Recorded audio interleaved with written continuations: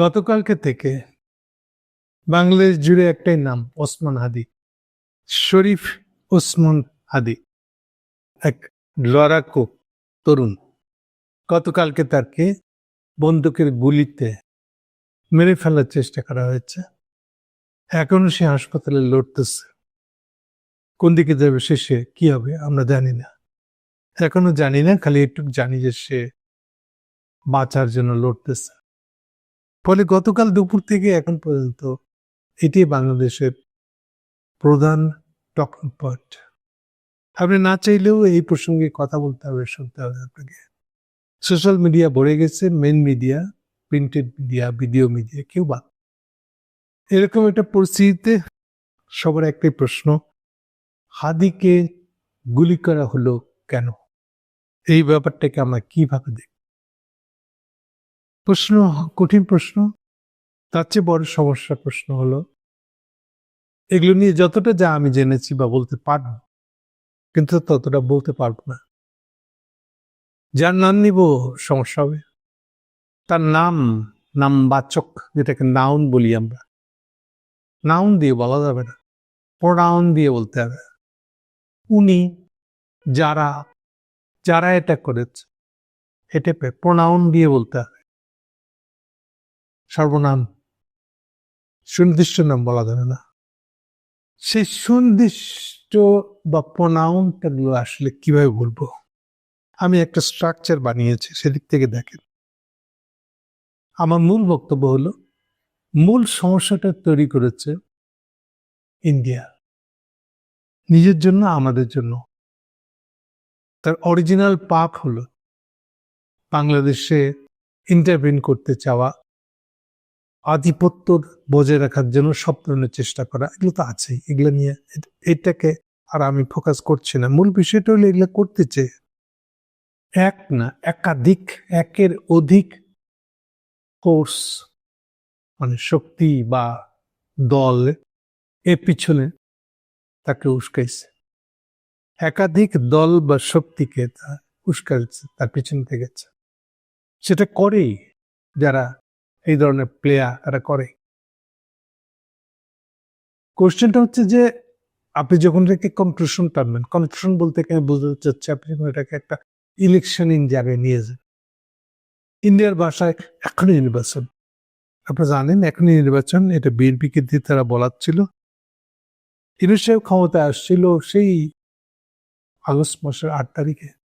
তখন থেকে 3 মাসের মধ্যেই শুরু হয়েছিল ইন্ডিয়ানদের এই হাঙ্গামা। কন্টিনিউয়াস বিএনপিকে দিয়ে বলা গেছে এখন নির্বাচন, এখন নির্বাচন। পারে নাই কিছু করতে, এখন নির্বাচন হয় নাই। তাতেই 1.5 বছর কেটে গেছে। আচ্ছা ঠিক আছে, 1.5 বছর পরে এখন নির্বাচনের কাছে যাচ্ছে, এরকম ভাব তৈরি হয়েছে। এখন ইন্ডিয়ার দরকার ছিল, এই যে এতগুলাকে লেড়েছে, এই সবগুলাকে আবার এক জায়গায় আনতে হতো না? এখন ওখান থেকে আপনি বেঁচে কাউকে একটা খাতির করতেছেন, তাহলে কি হবে? বাকিগুলো গন্ডগোল করবে না? আপনি যে বাকিদের পিছনে একদিন যে ধোঁয়া দিচ্ছেন, ওরা কোথায় যাবে? সিম্পল হিসাব। প্রেমের ক্ষেত্রেই দরকার, আপনি একসঙ্গে 3-4টা ছেলে বা মেয়ের সাথে প্রেম করছেন, আপনি যখন কনক্লুশন যাবেন যে আমি এখন বিয়ে করবো, সম্পর্ক ফাইনাল করব, তো বাকিগুলাকে আপনার ফুল স্টপ দিয়ে আসতে হবে না? আর দিবেন না, তখন কি হবে? তখন ফাইনালি যেটাকে চুজ করছেন বিয়ে করবেন বলে, ওটাও হবে না। বাংলাদেশের অবস্থাটা এরকম দেখা যাচ্ছে। ফলে কি হচ্ছে, কে কোথায় কেন গন্ডগোল করতেছে ইন্ডিয়া জানে, সে শুরু করেছে সে। তাহলে অরিজিনাল প্রবলেমটা হলো, সে লাড়েছে এত বেশি লোককে, এত বেশি দল বা গোষ্ঠীকে। এখন সেগুলোকে ক্লোজ না করে ইলেকশনের সময় হয়ে গেছে। ফলে আমি বলেছি, প্রোনাউন দিয়ে নাম বলবো, আমি বলেছি এরা হলো রাজনৈতিক শক্তি বা রাজনৈতিক দল, নট নেসেসারি শক্তি, মানে রাজনৈতিক দলই হইতে হবে সবাইকে না। দেখবেন সেই জন্য এখন অবস্থাটা এরকম হয়ে গেছে। যেমন আমি খুব মনোযোগ দিয়ে আজকে সারাদিনে প্রকাশিত যত ছবি ফেসবুকে বা মেন মিডিয়াতে প্রকাশিত হয়েছে, সবগুলো খুব মনোযোগ দিয়ে দেখছিলাম। আর দেখছিলাম, ভাবছিলাম এদের ভিতরে জড়িয়ে আছে যেসব লোকগুলো, তারাও কেমন দিব্যের সাথে ঘুরে ফিরে খাইতেছে, প্রতিক্রিয়া নাই। কি কত ওরা ভান করতে পারে, আমি এত ভালো করে এর আগে কখনো দেখি নাই, ভান করতেছে তারা।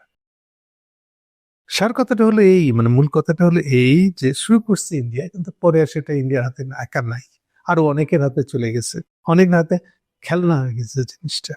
আর শেষ হয়েছে এটা এখানে যে ইন্ডিয়া একা আর জিনিসটাকে সামলাতে পারবে বলে আমার মনে হচ্ছে না। সবাই রূপে, যাদেরকে আমরা বিশ্বাসই করবো না যে কেমনে এই খুনের পিছনে থাকে, তারাই মূলত এই খুনটা করেছে। এবং আরেকটা সাবধান করে দিই, এই খুন এই একটাতে শেষ হবে না, যতটুকু অনুমান করি এই খুন আরো হবে, এবং তারা আলটিমেটলি এটাকে নিয়ে যাবে যেন ইলেকশনটাই না হয়। ইলেকশন না হওয়ার হিস্ট্রি বাংলাদেশে আছে। আমি বরাবর বলে আসতেছি যে আমি ইলেকশন হওয়ার সম্ভাবনা দেখি না, বলতাম এবং বলে এসছি এই জন্য, এই ইন্ডিয়ার স্বভাবটা দেখে। ইন্ডিয়া যে এতজন একে লেড়েছে, এখন সেগুলো রিজলভ করবে না, শেষ করবে না, ফুল স্টপ দিবে না। তাহলে ফুল স্টপ দিচ্ছে না, অথচ ইলেকশন হয়ে যাচ্ছে, আমরা ভাব তৈরি করে বানাইতেছে। তাহলে কি হবে এটা? এটা রিজলভ না হলে পরে ইলেকশন হবে না, এই হচ্ছে আমার সিম্পল ফর্মুলা ছিল। তো যেহেতু রিজলভ হচ্ছে না, সমাধান করছে না তারা, ফলে এই কারণে যে ইলেকশন হবে না, তারাই যে ইলেকশন না হওয়ার কারণ হিসেবে আজিবে যায়, যাদেরকে বিশ্বাসই হবে না মানুষের, এমন লোকেরা এখন চেষ্টা করতেছে মানে একদম জানলা হাতে নিয়ে নিয়েছে এটা যেন ইলেকশনটা না হয়। এখন একই কথাই বলে ওকে ও তাকে দোষারোপ করতে যাচ্ছে, এটা হচ্ছে তামসার দিকটা। এটাই বলছিলাম যে আজকে সারাদিন আমি এগুলি দেখতেছিলাম, তাদের ভিতরে খুনি আওয়াজ। আমি এর আগে কখনো এত কাছ থেকে দেখি নাই যে যারা এসব করে তাদের আচরণগুলো কেমন হয় আসলে, আজকে এগুলি দেখতেছিলাম।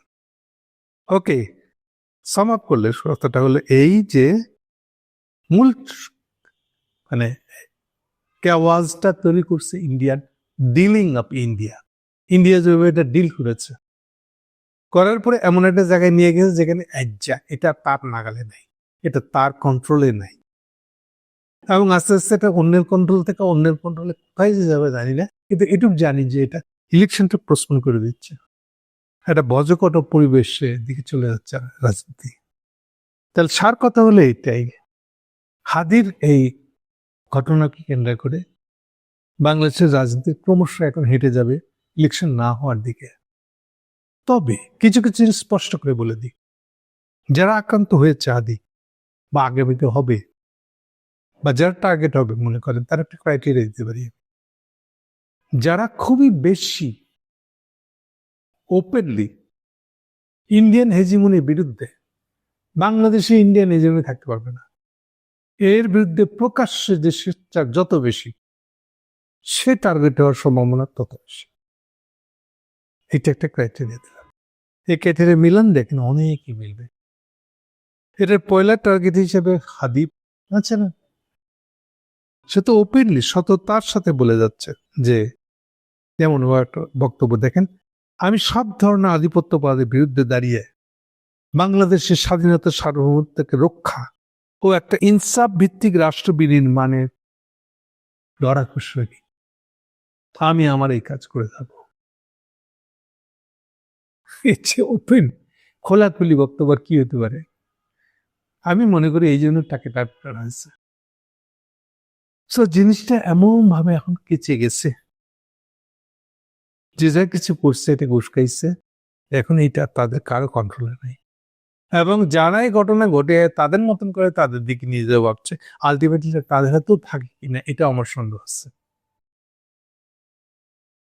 অনেকে আমরা যেটা ভাবছিলাম ইলেকশনের শিডিউলটা ঘোষণা হয়ে গেছে, ইলেকশন হয়ে যাচ্ছে, এই জিনিসটা যাতে সিম্পল না, এটা এখন নিশ্চয়ই আপনারা বুঝতে পারতেছেন। Thank you.